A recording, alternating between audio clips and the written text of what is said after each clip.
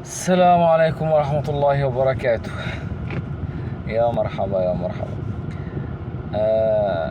أنا بس عاوز يعني أشارك تجربتي في حجز موعد مع السفارة المصرية بالرياض، لأن طبعا حجز الموعد على التطبيق أو على جوجل صعب، وخصوصا في بعض البنود كان من ففي بنود صعبة مش بتلقى لها مواعيد أصلا، وفي بنود يعني بتلقى لها مواعيد اللي مش عليها ضغط أو كده يعني، واخد بالك.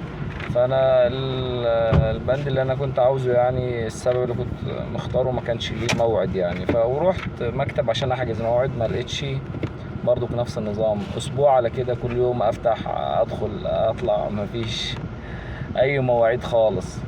المهم فلقيت واحد يعني في احد التعليقات معلق ان انت ممكن تروح عند السفارة، وهناك ايه تبدأ انك في ناس هناك ممكن يحجزوا لك موعد، او العسكري هناك يدخلك استثنائي او كده يعني. فقلت اخد التجربة واروح المشوار، وامري الى الله. كده كده انا مش لاقي اصلا مواعيد، لا في مكاتب ولا على السيستم، فيلا ايه نروح على الايه، على السفارة. ورحت متوكل على الله ورحت رايح السفارة.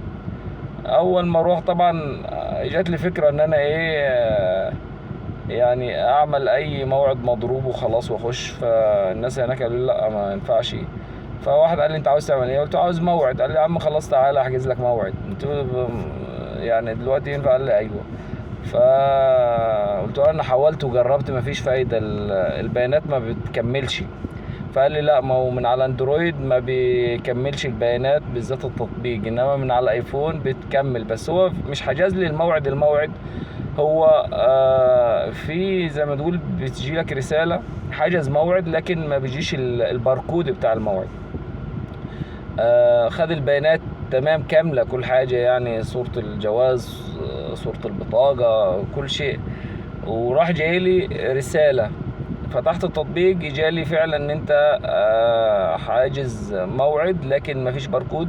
تنتظر الرجل الامن يعني، او المسؤول، هو بيطلع عليه وبيعمل لك الموعد او بيدخلك على طول.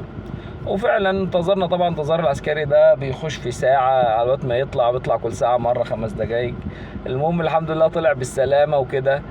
وخد الموعد، وريته الورقة، خد الموعد وعمل مش عارف عمل ايه على التطبيق، واشتغل الجهاز